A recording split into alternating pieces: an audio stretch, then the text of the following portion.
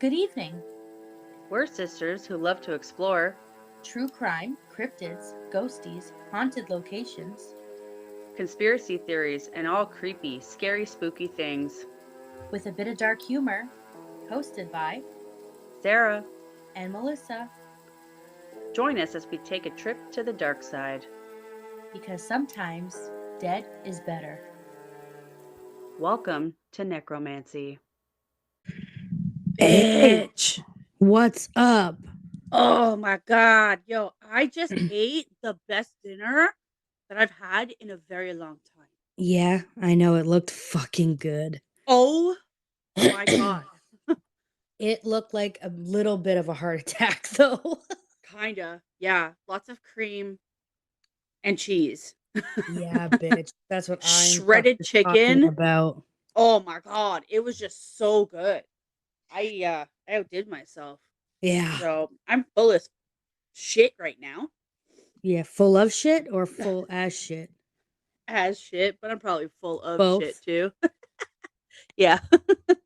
Well, you know how I was Yeah. gonna make stew tonight? Uh-oh. What happened? I didn't make stew tonight, dude. No. What Yeah, I happened? got home. I got everything from the grocery store that I needed. I was so excited. I get home. I fucking open up the fridge. I pull out my meat. It's still frozen. I'm like, fuck. Oh shit. And you can't put it on defrost because it needs to like, Yeah. you know what I mean? Like you can't put it in the microwave. So I'm like, all right, I guess I'm making this shit tomorrow. I'm like, what the fuck am I gonna make tonight? And then ding, I remembered I have like colossal shrimps in the fridge outside. Mm-hmm. And I was like, I'm making fucking shrimp tonight. Hell yeah. So yep, I made shrimp with rice and Brussels sprouts, dude. Yeah. Ooh. That's a Yeah. good dinner right there. That's a How do good you make your dinner. Brussels sprouts? Mine with butter. Yeah, but do you like steam them and then put butter on them? Yeah. Yes, I do. I fry mine. I've fried mine before too. I cut them in half. I kind of clean them up a bit. Yeah. I throw Yeah. them with butter It and depends some on what I'm eating them stuff. with too, right? But like, yeah, I've done them like that. I'll put them in the frying pan and stick some butter in there and Because whip if it they're up. steamed, they have to be under-steamed. Yeah. They still have to be crunchy. I know. Brussels sprouts are so I remember the day that Evan was like, "Mom, can we have Brussels sprouts with dinner tonight?" And I almost fell over. Oh my God. Because Evan loves them. Yeah. I'm like, you're like the first kid I've ever heard that come from. Well, here's Ever. the thing. In everybody's defense, parents back in the day, like back in our day, they used to fucking either steam the shit out of them Yeah. or fucking boil them, and they were Yeah. like mushy, gross. Yeah. Yeah. Okay? And nowadays, people are getting clever and not fucking doing that, Yeah. and they're amazing. Yeah. Because never in a million years did I ever think I would like Brussels sprouts. Oh, I love Brussels sprouts with Oh, bacon and onion. love them. Oh my God. It's so Yeah. good. Here, piggy. I know. Yeah, so anywho, are we recovered though? Are we no longer hungover? Yeah. Yeah. That was a shit show. You should have fucking been with us, you dirty bitch. I had to work. I don't fucking care. You should have been like, I'm training. sick. Okay, so for anybody that wants to know, this past weekend was my auntie's bachelorette party. Woo! And was it a fucking party? Yeah. So I unfortunately couldn't miss work. I had to go Boo. because I was working the longer shift and training. So I had no choice. So I couldn't go, but I still ended up drinking and inviting an old friend over, Mm-hmm. and we got fucking sloppy. Yeah. Yeah, it was a shit show. And then the next morning, I woke up and I was so hungover. I was like, I can't believe I'm about to go into work like this. Yeah. You were still drunk. Yeah, I went into work, yo. I still. It's a good thing I know my job really well Yeah. because like I managed to make it through no problem. And I was not going to make it through if I had to go to work the next day. no chance. Oh my God. Well, Mikey and I didn't even, because here's the thing. Mikey was my DD. Yeah. That's fucking rare. Yeah. Usually I'm always the DD. And Mikey but drinks, yeah. Oh, and Mikey will fucking chug back the beers, right? Yeah. Which is cool. And I'm totally fine with that. Like, I am so always good with being the DD. Yeah. He can drink all he wants. I will drive home. But it was Auntie's bachelorette party, and I was prepared to get fucking shit-faced. Oh, yeah. And we went to hibachi, dude, like hibachi dinner. Oh, Yeah, I saw that. dude pulled out fucking like 8 lobster tails. Ooh. I was like, yes, that's Hell what yeah. I want. So yeah, he love some cooked of that. lobster and steak, and I think he make chicken? I don't remember if he made chicken. Yeah, he did make chicken. He made chicken, rice, veggies, lobster, and steak. Hell yeah. Yep. It was good. Yeah, it looked pretty good. Yeah. From what I saw. The pictures are so funny because the theme was Skittles, Yeah. and I was like, absolutely not. Plus, I don't own anything that's colorful. Yeah, I know. I was like looking in my closet, and I'm like, Michael, what the fuck am I gonna wear? Lots of black and grays. Yeah. And he goes, well, go out and buy something. So I was like, all right. So I went out and bought a green sweater, and I Didn't was fit. like, it fucking wouldn't fit over my tits. And I'm like, oh my God. I'm like, no luck. I'm like, you know what? I'm fucking returning that sweater, and I'm just gonna wear a leopard print sweater. That's the most colorful. Yeah. Yeah, I said that's the most colorful anybody's gonna get out of me. My nails are red. That's a Skittle color. Yep. Plus, I did red glitter pink glitter eyeshadow, and I had my pink Bubba cup to drink out of. Oh well, there you go. Yeah, so That's I was like, colorful enough. yeah, that's Skittle colors. Like, I'll accessorize. Yeah, that's perfect. So, no, it was good. We had a good time. Alicia's fucking hot tub is sick. Yeah, it looked really nice. Yeah, dude, it's like a swimming pool. I know, it was huge. Yeah, so she has the one where you can like swim in it. It's like it a has physio the jets. for like physio and shit. Yeah, it's like the therapeutic, Yeah, like swim one. yeah. Where she could put the fucking jets on, and like you can legit like swim. Do the backstroke in that bitch. Yeah. So Cool. we went in that. It was really nice, and it was like steamy because it's chilly outside. It was really nice. Cool. We had a catastrophe at the end of the night. Yeah, I heard. And poor Jessica cut up her finger and got blood everywhere. Jessica cut her finger open. But this is the thing. She ate shit on the fucking fuck. Yeah, like right when she fell, I was like, "Oh man." I'm like, "Are you okay?" Like, because the deck was wet, right? Yeah, yeah. And she's drunk. So she slipped and fell. And then like when she was getting out of the hot tub, I think she slipped and fell again. Oh my God. Yeah, and I was like, "Holy fuck," because it was slippery, like, but Alicia did say, like, you need to be very careful because it's wet outside and like you're gonna slip and fall. Like, you need to be very careful. Yeah. Right? And so when she went to go towards the door, all of a sudden Jody was like, "Girl, you are bleeding." Ooh. Yeah, and like she was gushing blood out of her finger, dude. Oh. Gushing blood. And it was like, do you know if she ended up needing stitches or? She needed stitches. I don't know if she went to the hospital. Just get some super glue. Yeah, no. No. Did you know? Here's the fun fact of the day. Did you know that super glue was originally invented as something for stitches? Like instead of stitches to like repair wounds? Are you sure? Look it up. Look it up. That's what super glue was originally made for. Please go search it. You want me to search it? Fine. Yeah, go ahead. Because I know I'm right. And on top of that, hey Siri, what was super glue intended for?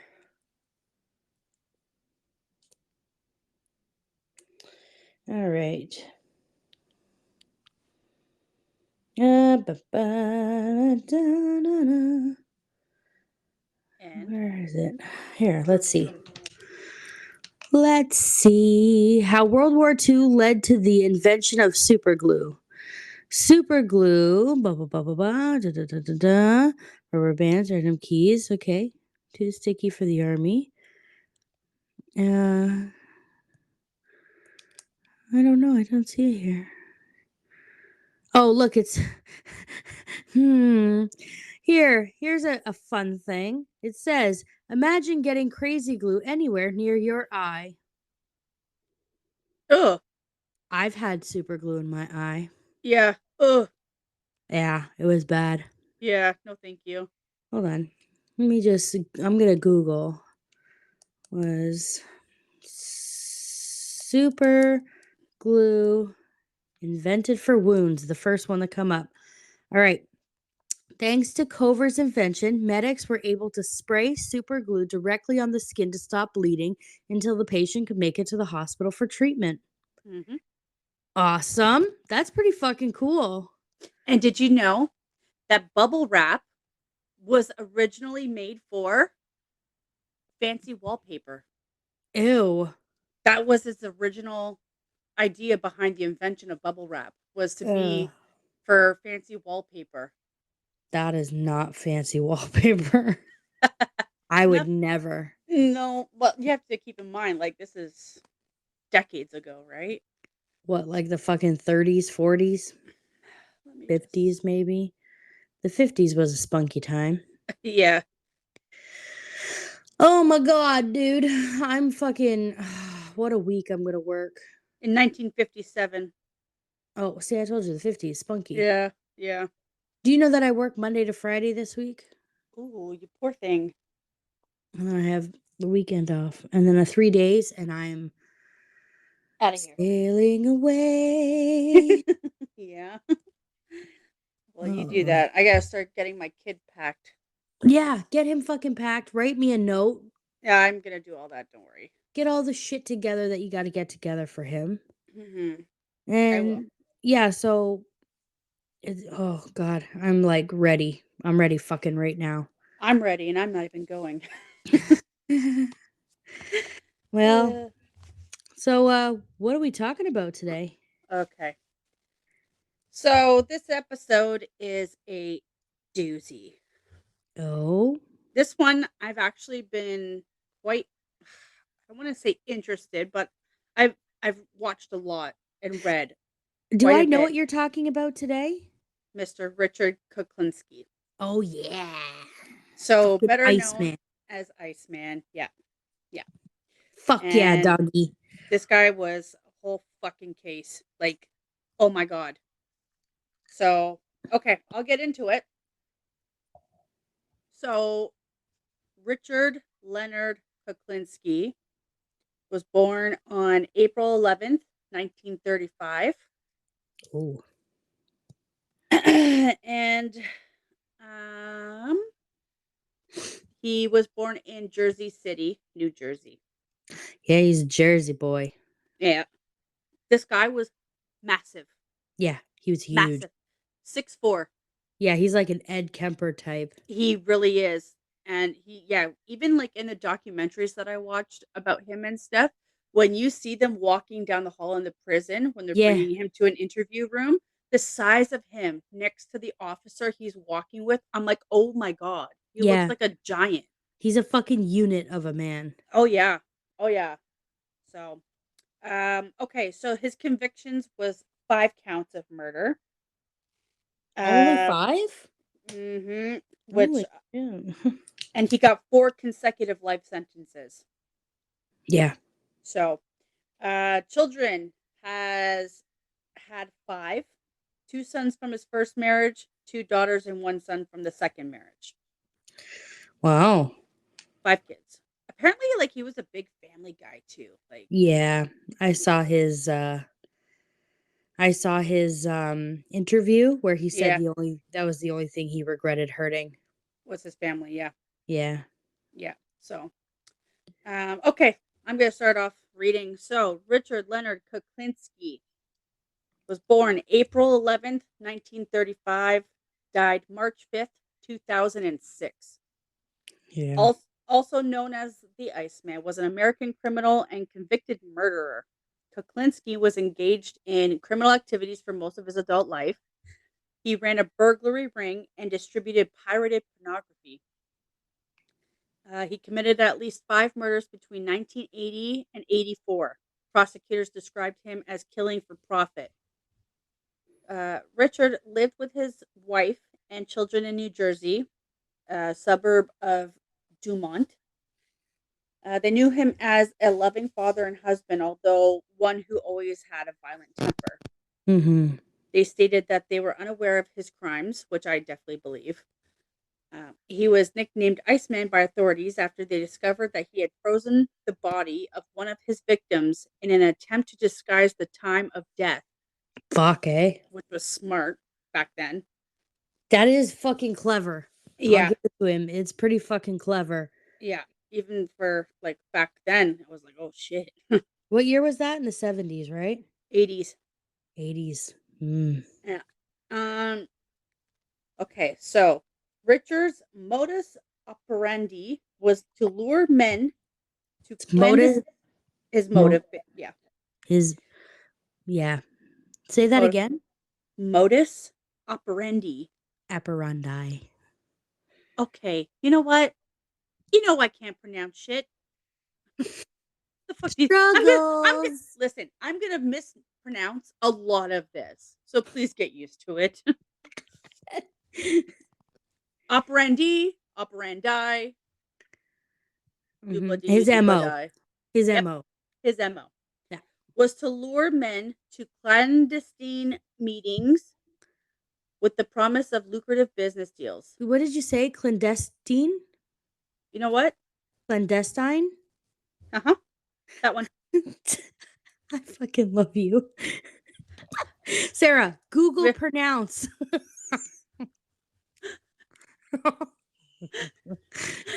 I fucked up. It's okay. I got you. Okay. Well, Clandestine. Clandestine. You're so cute. Then to kill them and steal their money. He also killed 2 associates to prevent them from becoming informants. Eventually, I'm just going to keep calling him Iceman, okay? Yeah, do you? Kuklinski is a lot. Yeah. So, and Richard, I don't want to say either, so whatever. Eventually, Iceman came to the attention of law enforcement when an investigation into his burglary gang linked him to several murders, as he was the last person to have seen 5 missing men alive. Oh, fuck. An 18-month-long undercover operation led to his arrest in December of 1986. Oh, shit. In 1988, he was best year on record. I like 87, but whatever. 88's best year on record. He was convicted of 4 murders and sentenced to life imprisonment. In 2003, he received an additional 30-year sentence after confessing to the murder of a police officer. Oh, fuck. After his fucker, eh? Oh, yeah. This guy was no joke. No joke. If you watch the documentaries, and like Dad was saying, because I was talking to Dad about this, Dad's like, the documentaries and everything that like you watch on TV is nothing. Like the movie, nothing compared to the book. Yeah. And I always believe in that too. Like, even when I was like into Twilight and shit, I love Twilight. Okay. But so do I. I love the books better. Yeah. I never read the book. Really? Oh, really? They're so much better. Here's the thing about that. I don't have the mental capacity to fucking sit and read. I can listen to like an audiobook. Oh, but really? To sit and read, yeah, I don't. That's that ADD. Yeah, I don't. Yeah. Yeah, that's what that is. I have a fucking. Yeah, no. I have no patience to sit and read. I would fall asleep 5 minutes later. Oh, really? No. Yeah. You know what, though? For a while there, I stopped reading because every time I would read, I find that I'd get super tired. Yeah. And I would pass out.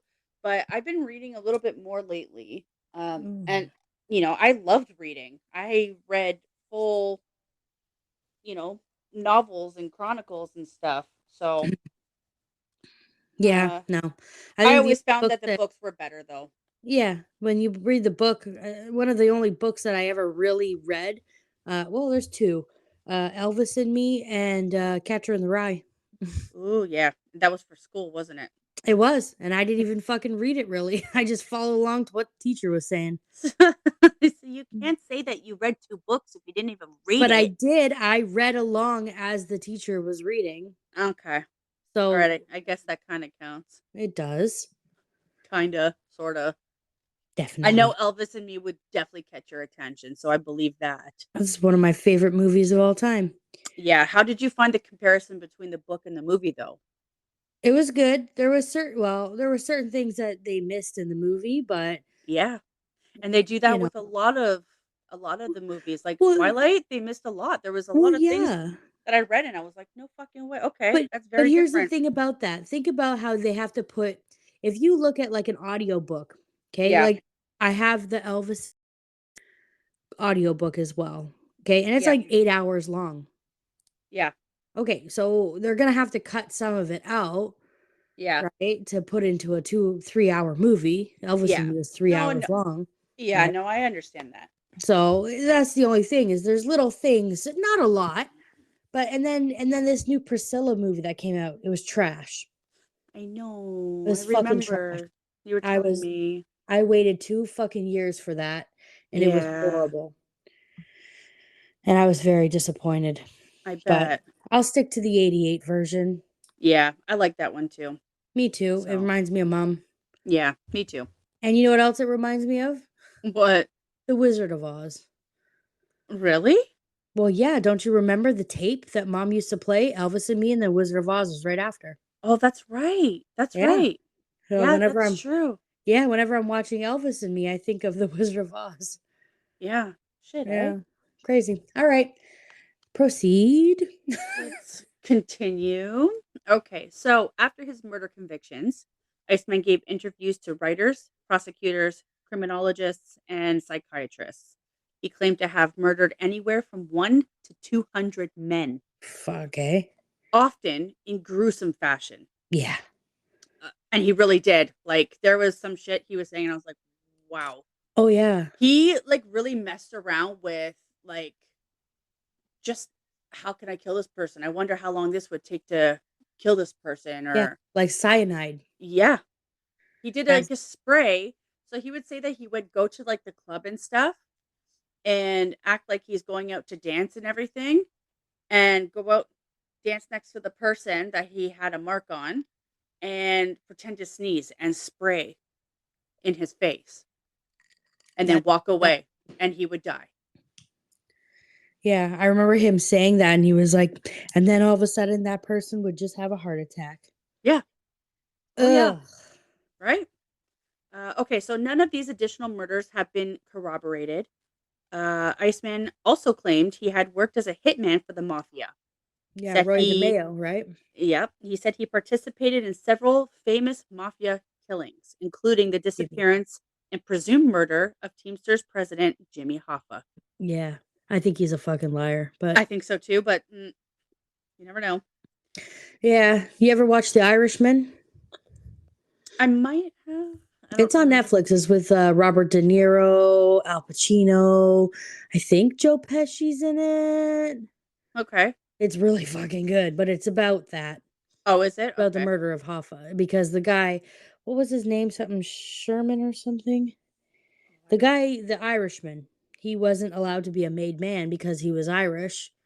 You had to be Oh. Italian to be a made man in the mob. Oh, yeah. And he said on his deathbed, he had a deathbed confession that they killed Jimmy Hoffa.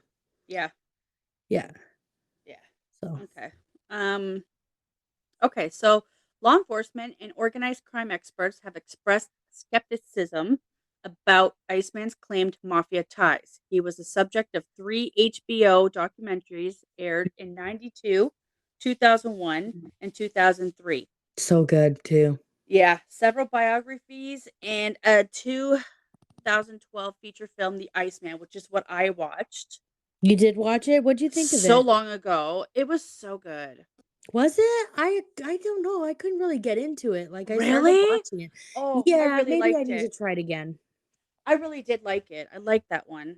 Yeah. And it was really fucked up because when I first started watching it, I didn't know about Richard Kuklinski at first. No And way. I was, yeah, no. And I was just watching the movie because, you know me, I'm fucking twisted. And I was just watching the movie. And then afterwards, they showed real footage of him. Yeah. And I was like, oh my God. So I started digging. And that's when I first heard about him. So I was like, holy shit. Yeah. Then it made me look at that movie the second time I watched it, like later on, completely different, knowing that it was based off of true facts. Yeah, Dad and I watched the movie at McBride, I think. Yeah. No, sorry, I'm so sorry. Not the movie, the documentary. Oh, yeah, I've yeah. never seen the movie. The Oh, well, you yeah. would probably like the movie. I can't remember Well, the. I think I started it. I started it and I was like, "Eh," Okay. and I turned it off, right? But the documentary, I remember Dad and I watching it at McBride, and that's Yeah. the first time that I heard about Richard Kuklinski, and I'm like, "This guy is a fucking monster." Yeah. Like, Y- look at the size of him too. Jesus. Yeah. Do you know what's his face? Michael Shannon. Yeah. He played him. Oh, really? Uh-huh. I love him. Do you? I do. I do. He's a good actor, but some people are like, "Oh, he's so good looking." I'm like, "No. Yeah. No." No. Like Yeah. all I think about him is from fucking Pearl Harbor. Yeah. I got a girlfriend. Yeah. That's great. Yeah. That's what I think of when I think of Michael Shannon. Oh, okay. Well, All right, go and ahead. Ray Liotta is in it too, I think. In what? Iceman? Yeah. Oh, He you're is. kidding. He is. I'm looking at it right now. James Franco was in it. Where is it on? Netflix? Chris Evans is in it. Yeah. Oh. David Schwimmer. I forgot all about that. David Schwimmer's in it too. Ross? Yeah. Oh my god. I know, right? Why have I not watched this? I might have to look into it. I think you really should. It is. Where are they streaming it? It's on Netflix. Ooh, it might be on Netflix. Hold on. Let me just double check. Yeah, because I think I did. It must be on Netflix or something because I know I saw it one time. I know that I started watching it. Yeah. But how accurate is it to the story? It is though? on Netflix. Yeah, It's on okay. Netflix, yeah. Netflix There's Canada. Netflix Canada. I don't know if it's on Netflix in the States or anywhere maybe else in the world. God damn it, you're gonna make me. I'm gonna have to search it. Hold on. No, you don't have to. If it's on Netflix Canada, that's I think it is. I'm pretty sure it is. Hold okay. on. Yeah. Let me just see. Because yeah, I'd It actually is. like to watch it. Yeah, it is. It's there. All right. Well, I'm gonna put that on my watch list then. Yeah, check her out. All So, right. okay, let's continue. So we're gonna talk about his early life. Okay, here we go. So, Richard Kuklinski was born April 11th, 1935, in his family's apartment on 4th Street in Jersey City, New Jersey. To Stanley Kuklinski, Mm-hmm. he was born December 22nd, 1906, and died January 6th, Oh. 1977. Oh God. Mom's 15th birthday. Yep. A Polish immigrant from, oh, wow. Yep, there's no pronouncing that. I'm not even going to try that. But he was a Polish immigrant. His father worked as a brakeman on the Delaware, Lackawanna, and Western Railroad. His Oh. mother was Anna Cecilia McNally, Uh-huh. born January 31st, 1911, and died March 21st, 72. Today's the 30th, right? Today's the 29th of Today's January. the 29th. Okay. Oh, so yeah, in like 2 days is her birthday. Yeah. Well, it would have been. Would have been. Okay, so from Harsimus, I don't know, a devout Catholic, first generation Irish American who worked in a meat packing plant. Mm. He was the second of 4 children, and Iceman's younger brother, Joseph Michael Kuklinski, born May 5th, 44, died September 22nd, 2003, was convicted in 1970 of raping 12-year-old Pamela Dial and murdering Jesus. her by throwing her and her dog off the top of a 5-story building. What a piece of shit. Runs in the family. Yeah, what the fuck? Well, it's because the dad was so fucking abusive, right? Yeah. Yeah. That does shit to somebody. Yeah. Well, it's funny you say that. When asked about his brother's crimes, Richard replied, quote, "We come from the same father." Yeah. Yeah. According to Richard, his father was a violent alcoholic who beat his children regularly and sometimes beat his wife. Hmm. Stanley abandoned the family while Richard was still a child, but returned periodically, usually drunk, and his returns were often followed by more beatings for Richard. In 1940, Stanley's beatings caused the death of Richard's older brother, a 7-year-old Florian Kuklinski. Wow. Born April 11th, 33, died February 1st, 41. Oh my god. Poor kid. What a sin. The dad beat him to death? Yeah. What the fuck? Yeah, that's fucked up. See, man, this is what I was talking about. Family history, man. If you have a fucked up family past, upbringing, it's usually how it goes. A lot of the times, not all the time. Not all the time, but that's one of the red flags that you'll see Yeah, big in a time. lot of these. So, anyway, Stanley and Anna hid the cause of the child's death from the authorities, saying he had fallen down a flight of steps. Anna reportedly was also often abusive. She would beat Richard with broom handles, sometimes breaking the handle on his body during the assaults. Holy He's fuck. Yeah, he said in the documentary that this had happened multiple times. And Poor kid. he remembers this happening quite often. So, Remember, feel bad for the kid. oh yeah, no, I know. Not for the fucking monster he became, but Yeah. feel bad for the kid. Yeah. Because that's unacceptable. And it Oh, I should know. Yeah. Doesn't excuse what he did, but it desensitized him to a lot. Oh, I know. Oh, You I know what know. I mean? Like that shit there, like people always remember their childhood. Yeah. You know what I mean? And if you have like a fucked up upbringing, it's something that it resonates with you forever. Oh yeah, Oh, for poor sure. kid.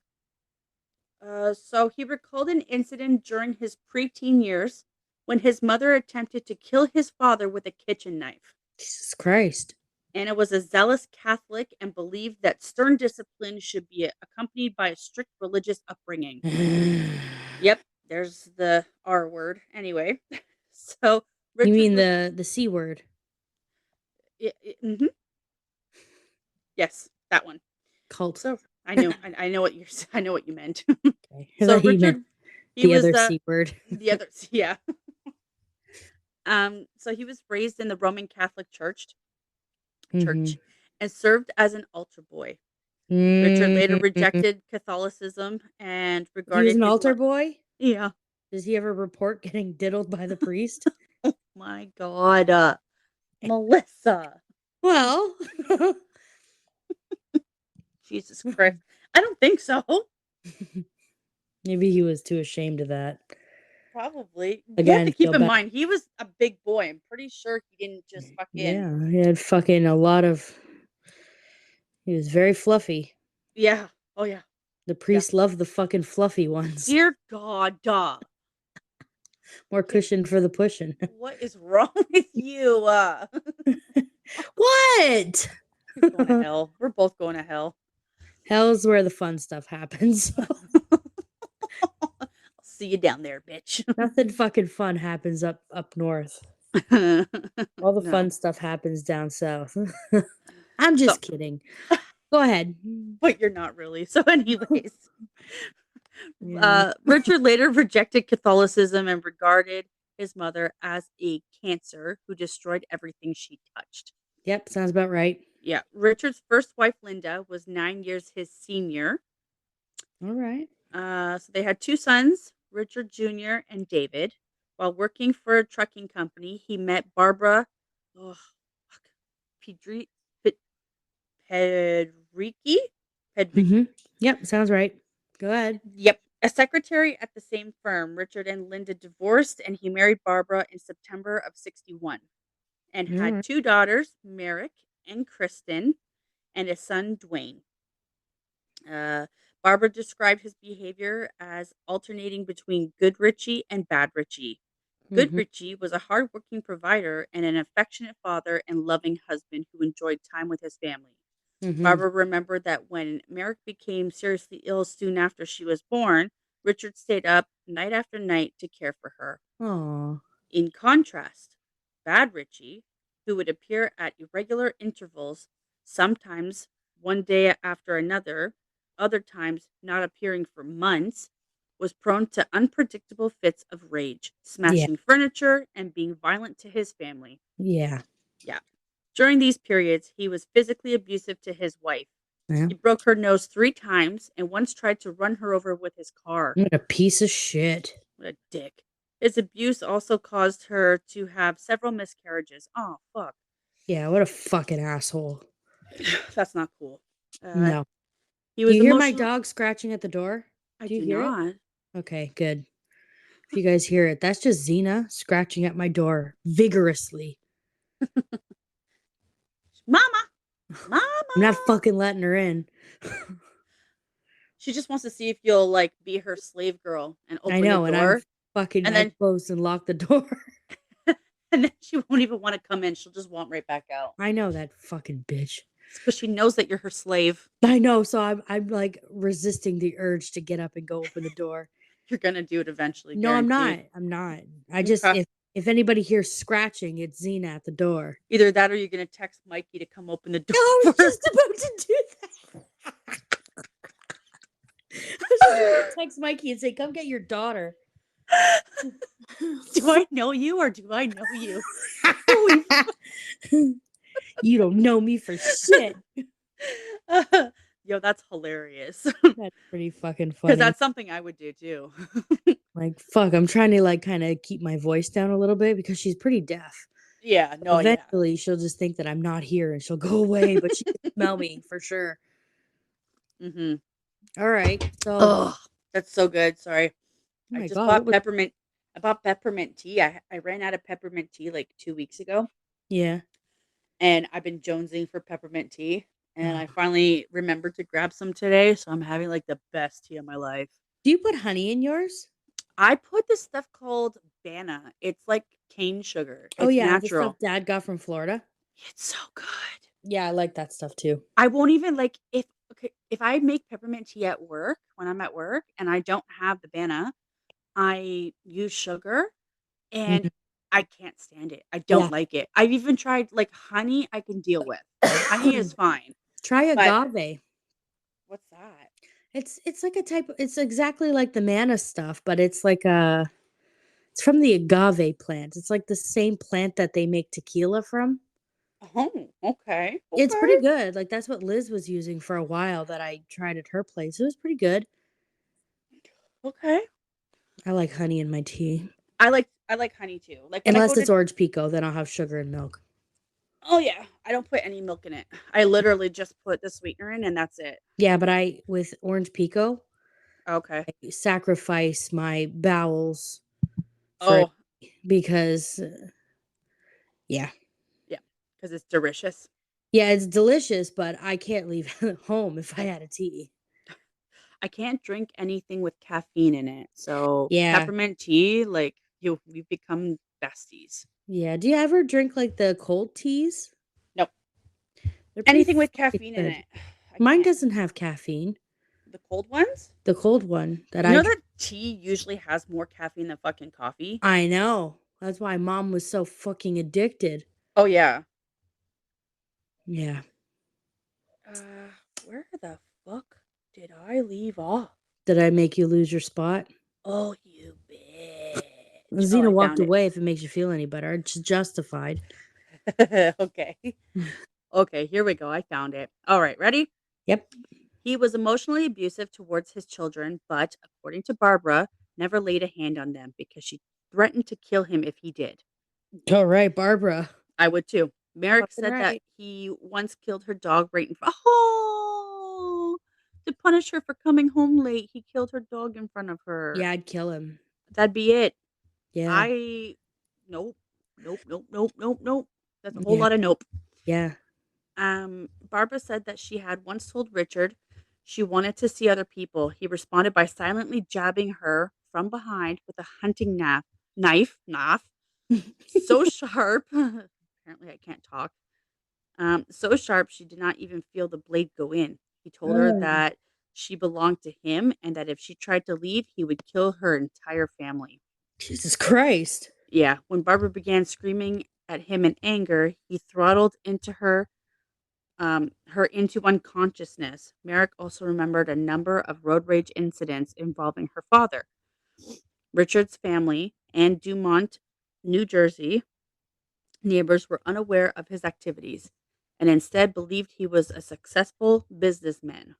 Barbara described him as a wholesale distributor and said he employed an accountant. She did suspect that some of his income was from illegal activities due to their lifestyle and the large amounts of cash he often possessed. Mm-hmm. However, given his volatility, did I say that right? Validity? Validity, yep, that one. She never expressed these worries to him, instead maintaining a don't ask questions philosophy when it came to his business life or associates. If Richard suddenly left the house in the middle of the night, Barbara would never ask where he was going. The Mm-hmm. Kuklinskis divorced in 1993 when Richard was in prison. Barbara said the divorce was for money reasons. She continued to visit him in prison, but only about once a year. On June 6, 1984, Richard filed for personal bankruptcy, listing debts of 160,697 Mm-hmm. and assets of only 300. Dang. Mm-hmm. Okay, so here's his criminal history. Early crimes. In the mid 1960s, Richard worked at a Manhattan film lab. Through the lab, he accessed a master copy of popular films and he made bootleg copies of Disney Yeah, and, yeah, I animated remember films to hearing that. sell. Yep. Kuklinski also discovered a lucrative market for tapes of pornographic movies, The pornographies. the pornographies, making copies, making copying and distributing pornography a regular source of income. He was once arrested for passing a bad check, the only crime he was charged with prior to his arrest for murder. Mm-hmm. He was photographed and fingerprinted, but the charges were dropped after he agreed to pay back all the money owed. So think about that. That's fucked up because he Mm-hmm. never had any priors. Nothing violent, nothing like that. Just he was arrested for passing a bad check and that was dropped. Yeah. And then he goes straight to murder. Yeah. Well, that was in him for sure. Several of his known murder victims were men he met through trafficking pornography, Pornography. I was waiting, and drugs. He also headed a burglary group with associates Gary Smith, Barbara Deppner, Daniel Deppner, and Percy House. Wow. So George Mollyband? On January 30th, 1980, Richard killed 42-year-old George Mollyband Mm-hmm. during a meeting to sell him tapes. Mollyband was reportedly carrying $27,000 at the time. Jesus Christ. Yeah. George, his body was discovered a week later on February 5th, 1980. Richard had placed it in a 55-gallon drum and left Mm-hmm. it near the Chem-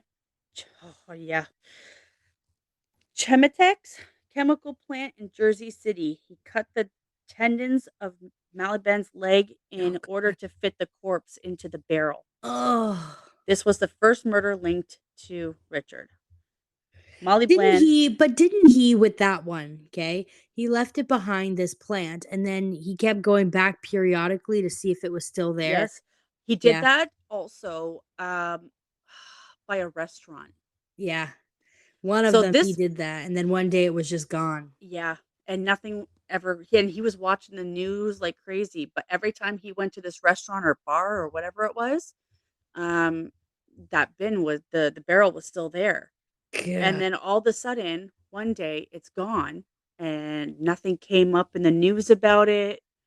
Nothing, and he kept his eyes open around the bar and hung out there more just to see if he could hear anything about it. Nothing.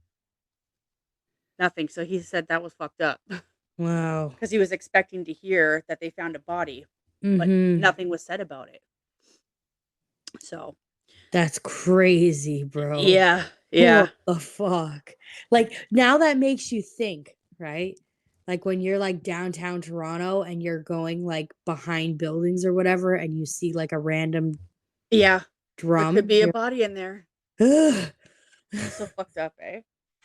That's crazy to think about. Like just the perspective of that Yeah, alone, like just the thought yeah, of that yeah. fucking really creeps me out. Oh, I know. That's insane. Like So how many people walked by that? yeah, a lot. You know, It was there for quite a while. how many people leaned up against it to have a cigarette? Yeah, it was there for quite a while. So I can Oh, imagine that's quite a bit. Yeah. I yeah, don't that's know if I don't know what I would do if I ever found out like there was a restaurant or bar or somewhere that I was going to on a regular basis and I always saw the drum there but never thought anything of it and then it came out that there was a body in there. yeah, no, bro. Oh my god. Yeah, I would that would be nightmare fuel. Yeah. Yeah. So, okay. So, Molly Band's brother told police officers that Band was meeting Richard the day he disappeared. After a plea bargain, Richard admitted to shooting Molly Bland. I keep messing up his name. Molly Band 5 times, saying it was due to business. Mhm. Paul Hoffman. On April 29th, 1982, Kuklinski met Paul Hoffman, a 51-year-old pharmacist who occasionally browsed the store in Paterson, New Jersey, a storefront with a back room holding a wide variety of stolen items for sale. Hoffman hoped to make a big profit by purchasing stolen Tagamet, a popular drug to treat peptic ulcers, Oh, to okay. resell through his pharmacy. He believed Kuklinski could supply the drugs and badgered him to make a deal. Hoffman was last seen on his way to meet Kuklinski with $25,000 to Oh, man. buy prescription drugs from Richard. After a plea bargain, Richard admitting to killing Hoffman. He stated that he lured Hoffman into a rented garage and tried to shoot him, Dexter killer, but the Mhm. gun jammed. Instead, he beat Hoffman to death with a tire iron. Oh my God, Dexter killer. Yeah. He said he then stuffed the body into a 55-gallon drum and left it outside a motel in Little Ferry. One day, Kuklinski noticed, this is the one. He noticed that the drum had disappeared, but never learned what had happened to it. That's Oh, what it was, outside the motel. Hoffman's body was never recovered. oh, Yeah. that's Okay. so creepy. Let's continue with Gary Smith. By the early 80s, Richard's burglary gang was under investigation by law enforcement. In December of 1982, Percy House, a member of the gang, was arrested. House agreed to inform on Kuklinski and was placed in protective custody. Warrants were also issued for the arrest of 2 other gang members, 37-year-old Gary Smith and Daniel Deppner. Richard urged them to lay low and rented them a room at the York Motel in North Bergen, New Jersey. Smith Mhm. left the hotel to visit his daughter. Kuklinski feared that Smith, after he discussed going straight, might become an informant. According to the testimony of Barbara Deppner, Kuklinski, Daniel Deppner, and House, who was in jail at the time, decided that Smith had to be killed. Richard fed Smith a hamburger laced with cyanide. Oh shit. Yeah, but when this was slow to work, Daniel Deppner also strangled Smith with a lamp cord. Oh. According to forensic pathologist Michael Batten, Smith's death would probably have been attributed to something non-homicidal in nature, such as a drug overdose, if Kuklinski relied solely on the poison. Oh yeah, because I think they hid him under the bed. Ew. Yeah, so if he had just died from the cyanide, they would have thought he was like, a druggie or overdosed or Yeah, or whatever a heart happened. attack. But because or a heart attack, but he was under the bed. They found him under the bed. And Ugh. so fucked up too. Hold on. I'm going to get through the rest of this and then we'll talk.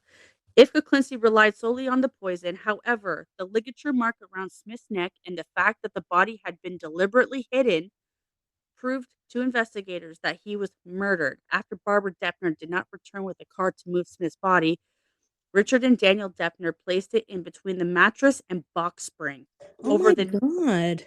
Over the next 4 days, a number of patrons rented the room, and although they thought, yes, Oh my God, that gives me American Horror Story vibes. right, and although they thought the smell in the room was odd, most of them did not think to look under the bed. Finally, on December 27th, 1982, after more complaints from guests about the smell, the manager investigated and discovered the decomposing corpse. Oh my God, I'm staying in a fucking hotel in like.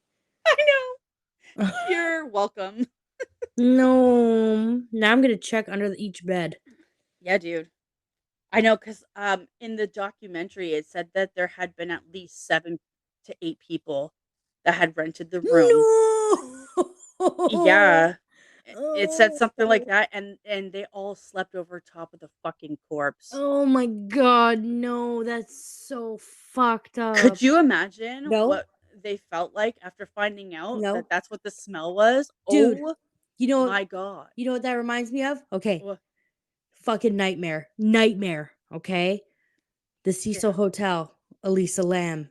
She was in the fucking water tank. And Yeah. they were drinking the water. People Yeah. were saying the water tastes funny. Bro. Oh my God. Bro. I would die. Sarah, I wouldn't be able to live anymore. Yep. Snap my own fucking neck. See ya. Drinking fucking corpse water. I don't even know what I would do.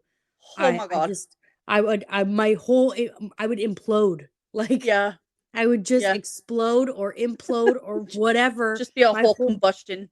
Everything, something would happen. Like spontaneous combustion, that would happen to me because I just don't even know what would happen to my soul, my heart. I don't know. That is, when I first fucking heard that shit, I was like, no. Yeah. And the water started coming out like different colors and shit. Oh my God. That's why they even went to go look in the tank, because it started coming out like orange and coppery. Oh, that's so cool. Yeah. Right. That's I feel pukey right now. That is so horrible. Yeah, you're welcome. Like, how are those people now? In therapy. Are they in therapy? They're in a fucking corner of a room somewhere, still Padded rocking back and forth. Padded room. Fuck. Jesus, like, I feel for those people. Yeah. Yeah. And the people that just slept on top of Richard Kuklinski's fucking victim. Yeah.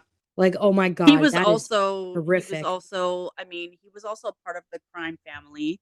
Like, yeah, and he was a criminal, but he still didn't deserve to die. Who was it though? Was it the Colombo family he was with? Sure. I don't remember. Oh, okay. Maybe. I think it's the Colombos. Maybe. Roy DeMeo was with the Colombo crime family in New York. All right, well, let's keep reading. We'll see what it says. Yeah. Daniel Deppner. So he was the one that just helped Richard kill Smith, okay? Mm-hmm. So after Smith's murder, Richard moved 34-year-old Daniel Deppner to an apartment in Bergenfield, New Jersey, belonging to Rich Patterson, then fiance of Kuklinski's daughter, Merrick. Mm-hmm. Patterson was away at the time, but Kuklinski possessed keys to the apartment. Between February and May of 1983, Deppner was killed by Kuklinski. Don't know when. Investigators deduced he was murdered in Patterson's apartment. After discovering a bloody carpet, Kuklinski enlisted Patterson's help to dispose of Deppner's body, telling Patterson the victim was a friend in trouble with law enforcement and someone had broken in and killed him over the weekend. Mm-hmm. He added it was best to dump the body to avoid trouble with the police, then forget about the incident. Richard made another mistake when he informed an associate that he had killed Deppner. Oh, wow. Deppner's corpse was discovered May 14th, 1983, after a bicyclist riding Clinton Road in a wooded area of West Milford, New Jersey, spotted the corpse surrounded by vultures. Kuklinski had wrapped the corpse inside green garbage bags before dumping it. Medical examiners listed Deppner's cause of death as undetermined, although they noted pinkish spots on his skin, possible sign of cyanide poisoning. Yep. Deppner was also strangled. Investigators guessed that Deppner had already been incapacitated, such as by poison, because the partially eaten corpse had no defensive wounds, and healthy adult men rarely killed by strangulation. Mm-hmm. The medical examiner found Deppner's stomach full of undigested food, indicating that he had died shortly after, during a meal. The beans that Deppner had eaten were burned, so they reasoned the meal was home cooked because most restaurants would not get away with serving burnt food to customers. Mm-hmm. Investigating officers discovered the corpse just 3 miles or 5 kilometers away from the ranch where Richard's family often went horseback riding. Deppner was the third of Richard's associates to be found dead. So, Louis Masquet. On September 25th, 1983, the body of 50-year-old Louis Masquet was discovered near a town park near Flossland Mountain Road in Orangetown, New York, with a bullet hole in the back of his head. Masquet had disappeared over 2 years earlier. On July 1st, 1981, the day he was to meet Richard at a New Jersey diner to purchase a large quantity of blank videocassette recorder tapes, for which Masquet had $95,000 in his van. Mm-hmm. After another plea bargain, Richard admitted to shooting Masquet. His body had been stored in a freezer, then disposed of in the park 15 months later. However, Kuklinski did not thaw the corpse before he dumped it. He also wrapped it in plastic garbage bags, which kept it insulated and partially frozen. Ugh. The Rockland County medical examiner found ice crystals inside the body on a warm September day. If the body had thawed before discovery, the medical examiner stated he probably would have never noticed Kuklinski's trickery.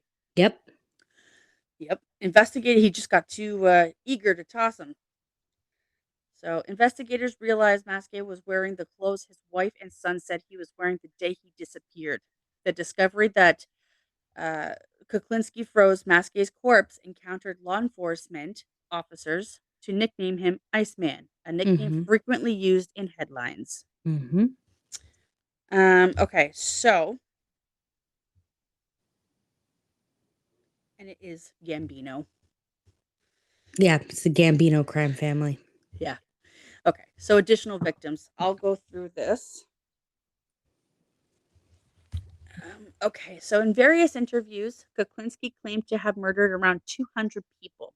He alleged he used multiple ways to kill people, including a crossbow, ice picks, a bomb attached to a remote-controlled toy, firearms, grenades, as well as cyanide solution spray he considered to be his favorite.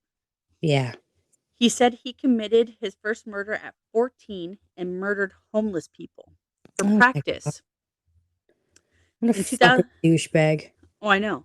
In 2006, Paul Smith, a member of the task force involved in arresting Kuklinski and later a supervisor of the organized crime division of the New Jersey Attorney General's office, said, quote, "I checked every one of the murders Kuklinski said he committed, and not one was true."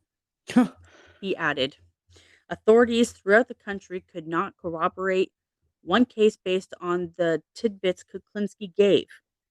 So in 2020, Dominic Polifrone said, "I don't believe he killed 200 people. I don't believe he killed 100 people. I'll go as high as 15, maybe." Right. So, Richard also alleged he was a mafia contract killer, independently working for all 5 families of New York City, as well as the DeCavalcante family of New Jersey. He claimed he carried out dozens of murders on behalf of the Gambino soldier, Roy DeMeo. Yep. He said he was one of the murders of the Bonanno family boss, Carmine Galante, in 1979 of July. And Gambino family boss, Paul Costello, in December of 1985. For the Costello murder, Kuklinski said he was personally recruited by John Gotti, Mm-hmm. Sammy Gravano, Yep. who instructed him Sammy to the kill, Bull. to kill Castellano's driver Mhm. and bodyguard. Thomas Bellotti. He told Philip Carlo he was hired by John Gotti to kidnap, torture, and murder John Favara, the Jesus man Christ. who accidentally hit and killed Gotti's 12-year-old son Yep. with his car. Yeah. Kuklinski claimed involvement in mafia hits has been disputed by other authorities. According to Jerry Capesi, I can't read half these names, It's okay. claims the Iceman killed Paul Castellano. Castellano. Castellano. He was Carmine, the big boss before yeah, Gotti. yeah. Carmine Gallant and Jimmy Hoffa, along with Roy DeMeo and about 200 others. Mm-hmm. Come on, do you believe that? No. This is all in quotes, by the way. Yeah. I don't know anyone who believes that, not one, end quote. After he became a government witness in 1990, Sammy Gravano Mm-hmm. admitted to planning the murder of Castellano. Castellano Yep. and Bilotti, but said the shooters were all members of John Gotti's crew and were chosen by Gotti. He did not mention Kuklinski. Mm-hmm. Anthony Bruno left Kuklinski's participation in the killing of Castellano was highly unlikely. Bruno noted that in 86, Anthony Indelicato Mm-hmm. was convicted of Gallant's murder and Kuklinski was not mentioned during the trial. Kuklinski biographer Philip Carlo also acknowledged that Kuklinski's claim to have been involved in Gallant's murder was untrue. Former Colombo family capo Michael Franzese called Kuklinski a pathological liar and said, quote, I spent 25 years in that life, on the street. I never heard his name mentioned once, not once, end quote. Hmm. Kuklinski claimed he dumped bodies in caves in Bucks County, Pennsylvania, and fed a victim to rats in the caves. That one was vicious. Yeah. And apparently he filmed that one too. Fucking anything with rats. Yeah, he filmed it so that he could show the guy who ordered the hit. Yeah. Well, because what he Ugh. did was he tied the guy up, cut him open, and put him in the cave, Oh my and god. then just left it, like a recorder, just recording on him. Yeah. And then when he came back, he was obviously dead and pretty well eaten completely by rats. God, that's horrible. That's vicious. That's vicious. That's one fuck of a way to go. Yeah, Oh my god. like being eaten by rats. Yeah. Do you remember The Bone Collector? Remember Yes, that movie, The it's Bone the Collector? first thing I thought of. Fuck, man, that scene haunts me. Yeah. And When the the one with fucking Steen rat is like too. crawling up the pipe, and then he's like right by Oh, the guy's face. And I'm yeah. like, oh, and you can't move. You're tied up. Like, what the No, fuck are you supposed to do? I know. That's That's horrific. a terrifying way to go. Ugh. Mm. Just drinking my tea. All right. However, in 2013, the Philadelphia Inquirer noted the caves have had a lot of visitors since Kuklinski's time, and no human remains have ever been discovered. Local cave enthusiast Richard Kranzel also acquired the idea of flesh-eating rats, saying, the only rats I encountered in caves are cave rats, and they are reclusive and shy creatures, and definitely not fierce, as Kuklinski claims. Which Yeah. I kind of, if they're hungry enough and Oh you're yeah. giving them something, just like there was an old torture method um, that used to be used. And what it is you put a rat on the person's stomach and cover it Mm-hmm. with a metal bowl. Mm-hmm. And then you heat up that metal bowl. Mm-hmm. And they will try to dig out. So what Oh, they they do will. is they They dig don't through your try. They body. do. Yeah, they dig through your body Oh yeah. to That's get out. fucking That's bleh. another horrible way to go. Jesus. Little furry fucks crawling through your intestines. Yeah. Yeah. No thanks. Yeah. And you don't die right away from that shit. So you could feel all that. Yeah. Like, imagine that, bro. Ouch. Like, we've been bitten by hamsters before. I know. And ouch, that fucking hurts. Like, imagine it going through your stomach. No. No, I can't. Oh. Okay, so last part of this is law enforcement officers also doubt he stored a corpse for 2 years in Mr. Softy truck. Oh, Oh, yeah, Mr. Softy. shit. Mel, can we pause this for like 2 seconds? I really gotta go to the bathroom again. Okay. Well, sorry, guys. We had to pause there for a second so my sister could viciously empty out her bowels. Oh my god. I don't know what it is with me and pooping. But bro, Every fucking time we do this podcast. you ever okay, it might be the nerves, but you ever have like oh god, I can't believe I'm gonna say this. Those like those moments where all of a sudden it just comes on so fast. Yeah? I bet you any money if you listen back to what I would like the last sentence I was saying, it probably sounded a little shaky.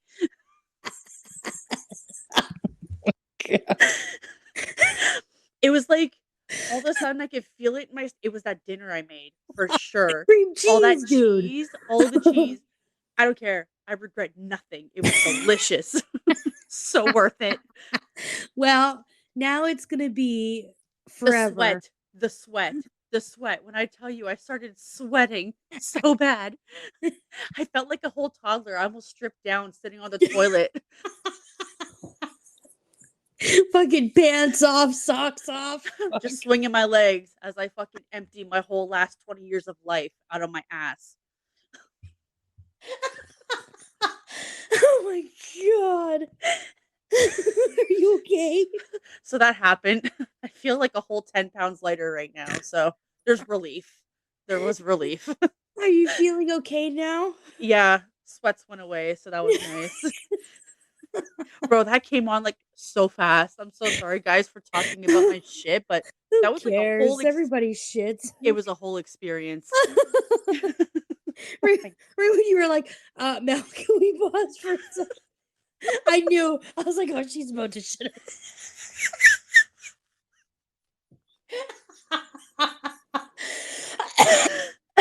Oh my god. Every time. I can't help it. I don't know what it is. Fucking Pizza Hut moment. It's hilarious. Oh, fuck. That is just okay. Okay, well. So we're back. Continue. So that happened. You're now, welcome, whenever you guys, talk for about that. Mr. Softy, you're gonna have to fucking take a shit. Something like that, yeah. Okay, so I think we're going on to Roy DeMeo. Oh, Ready for this? of course. Okay, Kuklinski claimed he killed 42-year-old Gambino crime family member Roy DeMeo in an interview for the 1993 book, The Ice Man, the true story of a cold-blooded killer by Anthony Bruno. He described DeMeo as a mentor of his, but after he fell behind on a loan to distribute pornography, he received a beating. The two later became business partners. Kuklinski says DeMeo taught him how murder for hire could be a way to make money. However, author Jerry Capesi, who has written extensively about DeMeo and the mafia, doubts Kuklinski killed DeMeo or had close ties to the DeMeo crew. Most sources indicate DeMeo was killed by members of his crew, with no suggestion Kuklinski was involved. Kuklinski is not mentioned in Capesi and Jean Mustaine's book about the DeMeo crew, Murder Machine, or Albert DeMeo's account of his father's life in the mob, For the Sins of My Father. Philip Carlo, whose biography of Kuklinski includes the claim that he killed DeMeo, acknowledged in the postscript to a later edition that this claim was probably untrue. Okay, so that's that. There's Peter Calabro. So in his 2001 HBO interview, Kuklinski confessed to killing 36-year-old NYPD officer Peter Calabro, when was ambushed and shot dead by an unknown gunman on March 14th, 1980. Calabro was rumored to have mob connections and was investigated for selling confidential information to the Gambino family. His wife Carmela had drowned under mysterious circumstances 3 years earlier. No And shit. members, how convenient. And members of her family believed Calabro was responsible. At the time, his murder was thought by law enforcement officials to be revenge, either carried out or arranged by his deceased wife's relatives. Oh shit. Yep, her brothers were regarded as key suspects, but the crime remained unsolved. Bergen County prosecutor believed Kuklinski's confession to be a fabrication, but his successor decided to proceed with the case. In February of 2003, Kuklinski was charged with Calabro's murder and received another sentence of 30 years. Holy fuck. This was considered a waste because it was during multiple life sentences and he would not be eligible for parole until he was over 100 years old. Excuse me. Oh, Describing what? Was that really loud? That was really loud. Oh, I'm sorry. Hold on. Okay. I'll cough away from the mic. Yeah, cough away from the mic, Sarah, not into the mic. I did. Listen, lady. My fucking eardrums. I still covered my mouth. Anyways, describing the murder, Kuklinski said he parked his van on the side of a narrow road, forcing other drivers too slow to pass. He lay in a snowbank behind his van until Calabro came by at 2 a.m., then stepped out and shot him in the head with a sawed-off shotgun. It decapitated him. He stated he was unaware that Calabro was a police officer, but said he probably would have murdered him anyway. Kuklinski claimed he was paid to kill Calabro by Gambino crime family soldier Sammy Gravano, and that Gravano provided the murder weapon. Gravano, serving a 20-year sentence in Arizona for drugs, was also indicted for the murder. Yeah. He flipped on fucking Gotti. Yeah. But got Gotti fucking convicted. Yeah. With Sammy Gravano. Sammy the Bull. Oh, Jesus. Kuklinski was set to testify against him. Gravano denied any involvement in Calabro's death and rejected a plea bargain under which he would receive no additional jail time if he confessed to the crime and informed on all of his accomplices. The charges against Gravano were dropped after Kuklinski's death in 2006. I don't know why. There's something tickling my throat right now. Drink some tea.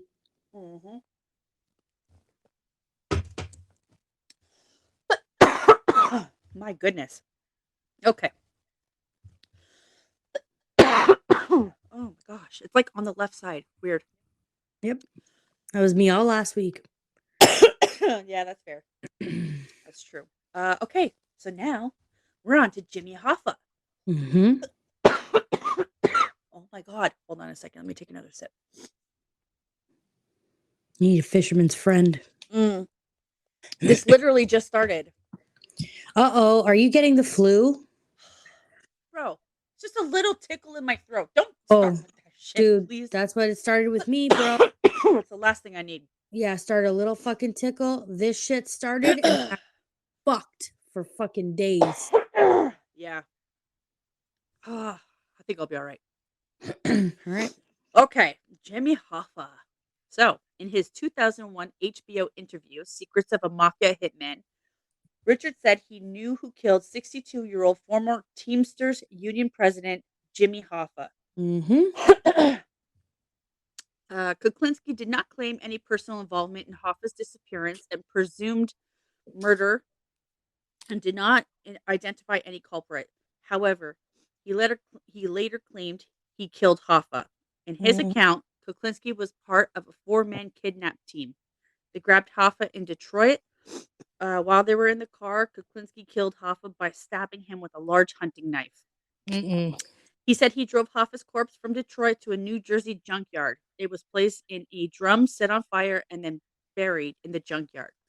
Later, fearing an accomplice might snitch, the drum was dug up, placed in the trunk of a car, compacted into a cube, and sold to Japan as scrap metal, along with hundreds of other compacted cars. Yeah. I don't know about that one. Yeah. I don't know about that one. Yeah. But apparently that was like a thing that he used to do as well. Put them into the back of people, like his victims, put them in the back of cars to be crushed. Yeah, but like blood? Is there no blood? I don't know. I guess there would be, but if you pay off the guy at the junkyard, But still, like, you'd have to hose all that shit down. yeah, Like, that's the only thing that I can kind of, sorry, that's the only thing that I can kind of find that, yeah, like, think of that doesn't make sense to me is like, where's all the blood? yeah. Oh, I know. Like, there'd be a lot of blood. The human body has a lot of fucking blood. You crush somebody, there's gonna be Yeah, blood. it's gonna be everywhere. So, okay, where was I?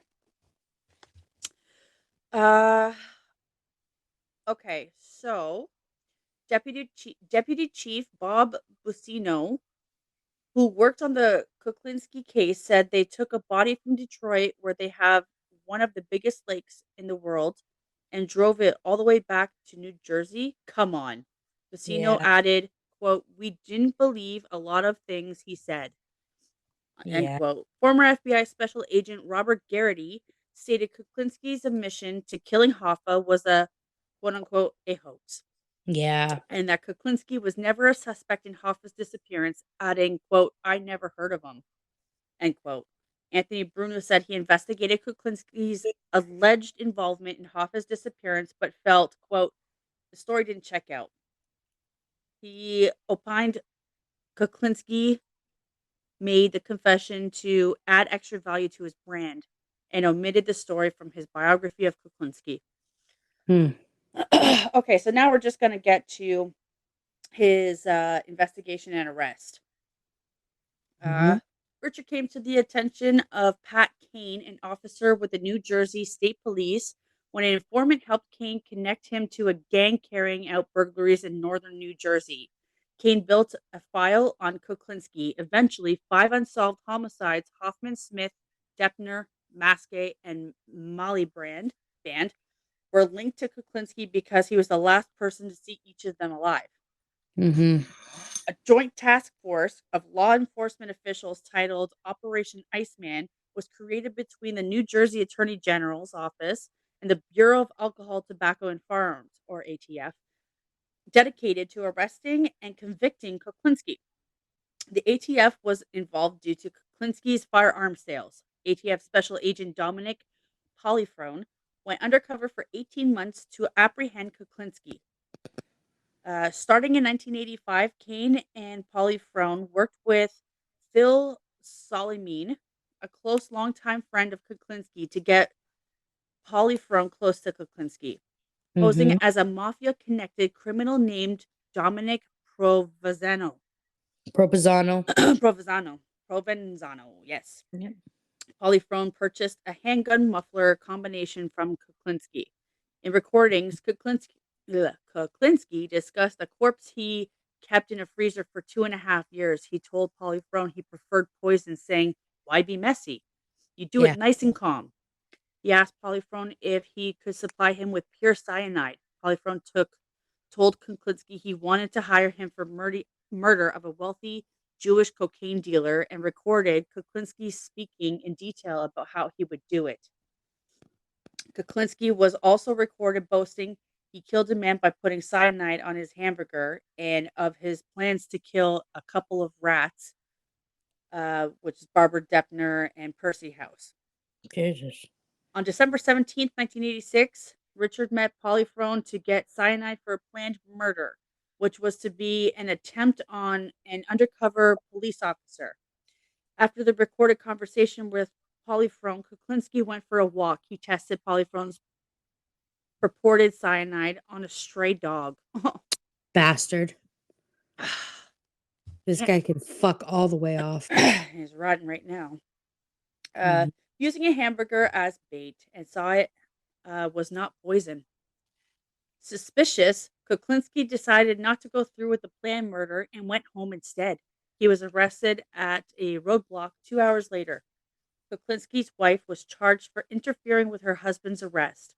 Officers discovered a firearm in the vehicle, and she was charged with possession of a firearm because she was a passenger. Oh, Jesus. Yeah. Okay, so now we're going to get to trial and incarceration. So, prosecutors charged Kuklinski with 5 murder counts and 6 weapons violations, as well as attempted murder, robbery, and attempted robbery. Law enforcement officials said Kuklinski had large sums of money in Swiss bank accounts and a reservation on a flight to that country. Was that proven? I don't know. But they said he did have it? Yeah, they found that Okay. that he had large sums of money. Yeah. Okay. And I'm assuming that they obviously saw the reservation on Yeah. the flight. So Right. He was held on a $2 million bail bond and required to surrender his passport. After the arrest, Kuklinski told reporters, "This is an unwarranted, unnecessary. These guys watch too many movies." At a press conference, New Jersey State Attorney General W. Carey Edwards characterized the motive for the murders as profit and said he set individuals up for business deals. They disappeared, and the money ended up in his hands. Mhm. At trial, Kuklinski's former associates, including Percy House and Barbara Deppner, gave evidence against him, as did ATF Special Agent Polyphron. The case was prosecuted by Deputy Attorney General Robert Carroll, and Kuklinski was represented by a public defender. Kuklinski's lawyer argued that he had no history of violence and only projected a tough image, including his statements to ATF Special Agent Polyphron. Mhm. The defense theorized Deppner was responsible for the murder of Smith, and there was no cause of death determined for Deppner. Additionally, he argued the testimony of House and Barbara Deppner was unreliable because they lied to law enforcement officials, and House received immunity from prosecution. Mhm. In March of 1988, jurors found Kuklinski guilty of murdering Smith and Deppner, but found the deaths were not proven to be by Oops. You okay? Sorry. Yep. Sorry. I just dropped something on the microphone. Oh. Were not proven to be by Kuklinski's conduct so that he would not face the death penalty. He was sentenced to a minimum of 60 years in prison. After the trial, Kuklinski pleaded guilty to killing Maskey and Maliband Mhm. and was sentenced to an additional 2 life sentences to be served consecutively. Mhm. State prosecutors explained he would spend the rest of his life in prison even if he successfully appealed his previous convictions. Richard also confessing to killing Hoffman, but prosecutors decided not to go to trial as they had a weak case and additional life sentence would not have made any difference You to said his prison term. Hoffman Huh? or Hoffa? Hoffman. Okay. Yeah, Hoffman. As a part of the plea bargains, the firearm charge against his wife and an unrelated marijuana possession charge against his son were dismissed. Yeah. Kuklinski was ineligible for parole until 2046, when he would have been 111 years old. Yeah. He was incarcerated at Trenton State Prison. During his incarceration, Kuklinski granted interviews to prosecutors, psychiatrists, criminologists, and writers. Several Mhm. television producers also spoke to Kuklinski about his criminal career, upbringing, and personal life. These talks culminated in 3 televised documentaries known as the Iceman tapes, Yep. broadcast on HBO in 92, 2001, and 2003. According to his daughter, Merrick, her mother convinced Richard to do the interviews, and she was paid handsomely for them. In the last installment, The Iceman and the Psychiatrist, Kuklinski was interviewed by forensic psychiatrist Park Dietz in 2002. Dietz stated he believed Kuklinski. Dietz. It's Dietz. Dietz? I think that's how you pronounce that. Yeah, probably. He stated that he believed Kuklinski suffered from antisocial personality disorder plus paranoid personality disorder. Yeah. I would say so. Writers Anthony Bruno and Philip Carlo wrote biographies of Kuklinski, and his wife, Barbara, received a share of the profits from the Bruno book. Yeah, fuck him. She should get Yeah. the profits. Yeah, I agree. And last but not least, his death. So in October of 2005, after nearly 18 years in prison, now I will mention something after I finish this. What's Kuklinski his was, death day? huh? What's his death day? March 5th? March 5th. Oh, I thought you said October 2005. So hold on a second. In October of 2005, after nearly 18 years in prison, he was diagnosed with Kawasaki disease. He was Oh. transferred to a secure wing at St. Francis Medical Center in Trenton, New Jersey. Although he had asked doctors to make sure they revived him if he developed cardiopulmonary arrest, his former wife Barbara had signed a DNR. Good girl. Yeah. So do not resuscitate is a Yep. DNR. Yep. A week before his death, the hospital called Barbara to ask if she wished to rescind the instruction, but she declined. Yeah. Kuklinski died at age 70 on March 5th, 2006, at the request of Kuklinski's family. Forensic pathologist Michael Baden reviewed his autopsy report. Baden confirmed that Kuklinski died of cardiac arrest and had been suffering with heart disease and phlebitis. I don't know. Okay. Anyways, so here's what I wanted to say, because I think there was somewhere in the readings that I had read that apparently he was planning on going up against certain people in court. Oh. And then all of a sudden he had a heart attack. Yeah. So they fucking offed him before he could go up on the stand against anybody in the mafia. Good. Fuck him. Yeah. So we will never know, but they said, yes, he did die of cardiac arrest. But yeah, good. Fuck him. They said they was under suspicious. Now that's just something that I've read yeah, like on other reports, right? Who knows? I think I remember that too, that people were a little suspicious on the way he died. Yeah. Yeah. Could have mob hit, but it's like, who fucking cares? Yeah. He's dead. Good. Yeah.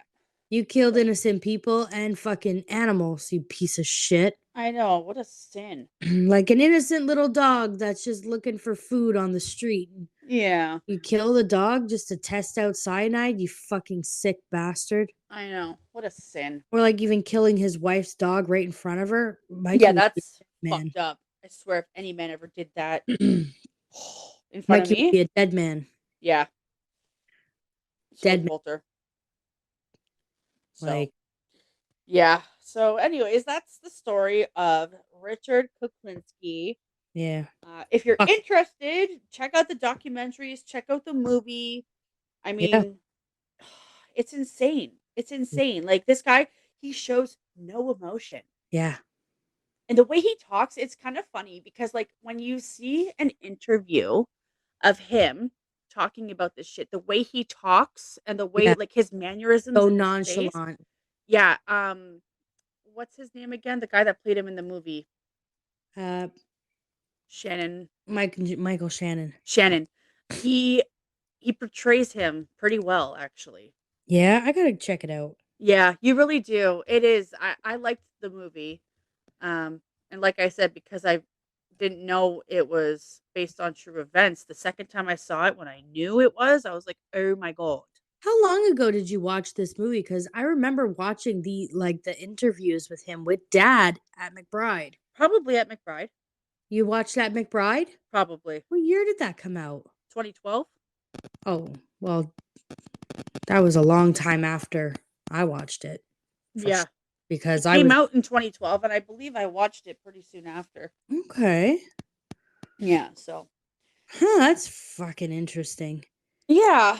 So, all right. Well, I have updated or at least finished the Jim Jones case part 1 and uploaded that on YouTube. So if people prefer to watch things on YouTube, it is there now. I have finished the second part. However, it's saying that my iPad doesn't have enough space for me to transfer from iMovies going into my photos. So I have to figure out what I need to delete. You gotta delete the other videos off. I did. Well, go. I'll show you how to do it. Yeah, help me figure that one out, but it's all done. Like, it's Yeah. finished. I literally just have to upload it, so I've been trying to figure out what the hell I need to delete to make space. So, this one will go up as well. Mhm. How long is this, recording there, It's about an Mel? hour and a half. An hour and a half? So, yeah, um, I find that the longer episodes there, they take up obviously more space, so I just need to figure that one out. You can show me later. Yeah, yeah, we'll figure that out. But, I like making the videos, and I like doing the whole YouTube thing, so Yeah. but, yeah, that concludes that. Please come and check us out on Facebook and Instagram, obviously Spotify, And YouTube and YouTube. and Uh, Apple Music. yeah, Sorry. Yep, Apple Podcasts, yep, Amazon Music Audible. yep. We're on those. And if you have suggestions, email us at necromancypodcast@gmail.com. Yes, ma'am. And So, yeah. other than that, I hope you guys enjoyed this story, and, we'll see you next week. Yeah. Next week's my story. Woo, you wanna give us any hints? Murder. Alright, I'll take it. Yeah, murder. It is a famous one. Ooh. Oh, if it's what I'm hoping it is, I'm excited. Yeah, it's a famous one. You know exactly which one I'm talking about. Oh, yeah. And I'm not changing my mind. We're going to talk about it. Okay, good. Good, good, good. I'm excited for this one. Now, here's the thing. I am not the biggest fan in the world of talking about children's murder, No, yeah. but Neither am I. there is two children that die in this story. Yeah. And I'm not going to get into big details on any sexual stuff, Mhm. any rape of any. We're gonna No talk about, details. yeah, because I really don't feel like crying on this podcast. Yeah, no. And kids, that's how, and I have a hard time reading that shit. So Yeah, I can't um either. It's hard I for me as know well. I know eventually we're gonna have to start doing that because there's a lot. But we'll put it off for as long as we can. We will. Like, I wanna do Alison Perrott eventually. Yeah. Or Because like Jean-Benet Ramsey. JonBenet Ramsey was another one. Yeah. That's tough. I have a hard time listening to those, and, Yeah. Poor Al babies. Alison Perrott was something that haunted me as a child because mom always used to use her as an example of Yeah. why you don't trust people, and she's a famous Toronto case that happened in the '80s, and, Yeah. it's tough to that story's a tough one. We'll get through it. Just Yeah, we we will. won't be giving too many details or go into Yeah. it too hard with the kids, okay? Yeah, like, especially with the episode I'm doing next week, there's Yeah, 2 yeah. children that die, and I've been on the fence about doing it or not, but, you can't avoid it, like, No, most of these sick fuckers, they kill kids, I so, know. It's such a sin. yeah, it's just, ugh, but, we're gonna have to do it anyway, it's just it's Yeah. so, anywho, have a good Oh, I think that concludes our episode, my dear. it does, and, I guess I'll talk to you in a few minutes. Okay, sounds good. Have a good night, everybody. Love you. Love you. Bye.